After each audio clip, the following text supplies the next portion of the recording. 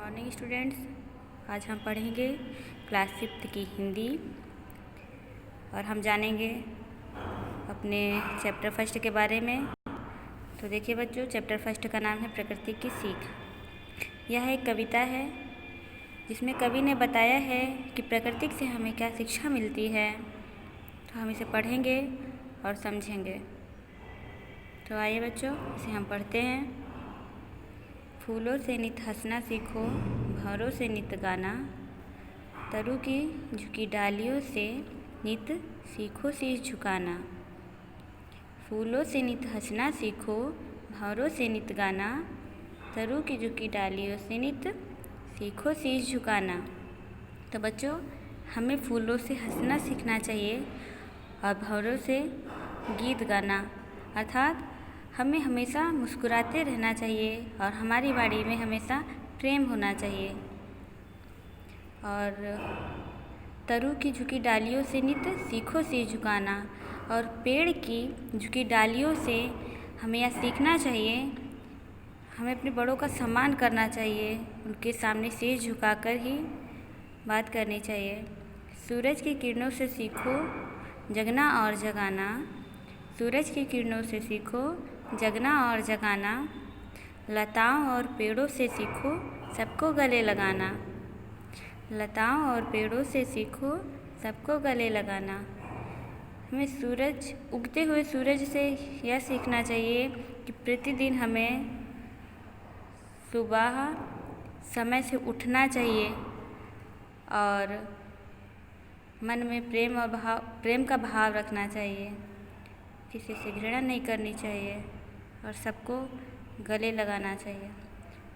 दीपक से सीखो जितना हो सके अंधेरा हरना, दीपक से सीखो जितना हो सके अंधेरा हरना, पृथ्वी से सीखो जीवों की सच्ची सेवा करना, पृथ्वी से सीखो जीवों की सच्ची सेवा करना।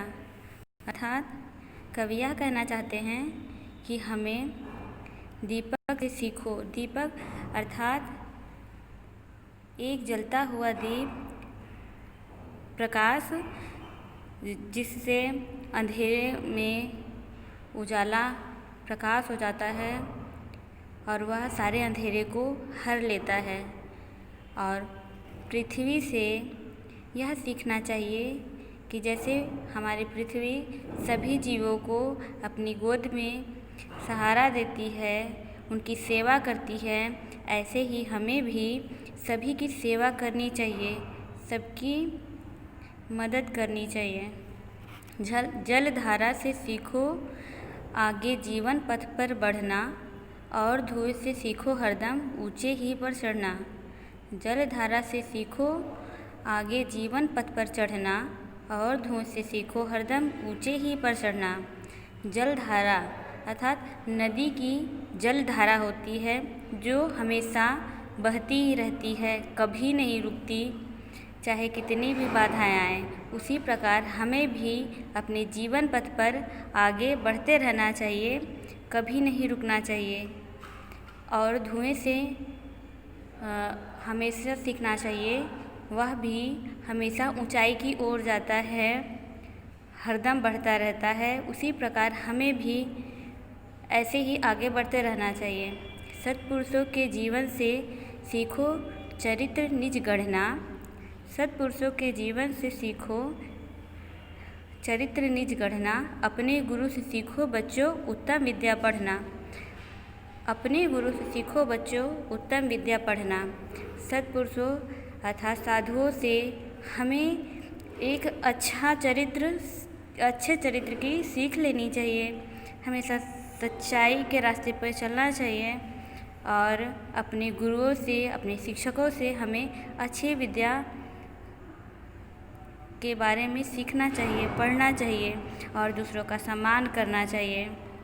तो बच्चों, कवि ने हमें यह बताया है कि जिस तरह पृथ्वी और यह प्राकृतिक हमें इतना सब कुछ देती है, उसी प्रकार हमें भी उसकी रक्षा करनी चाहिए, उसकी सेवा करनी चाहिए और दूसरों को भी यह बताना चाहिए कि यह प्रकृति हमारे लिए कितनी अनमोल है और हमें हमेशा उसकी देखभाल करनी चाहिए, किसी को नुकसान नहीं पहुंचाना चाहिए। तो बच्चों, यह है हमारा चैप्टर फर्स्ट का ये लेसन। और अब ये हमारा होमवर्क है।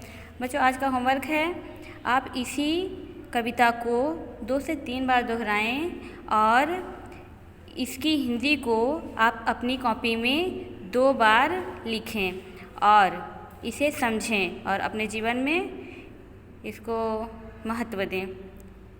Thank you.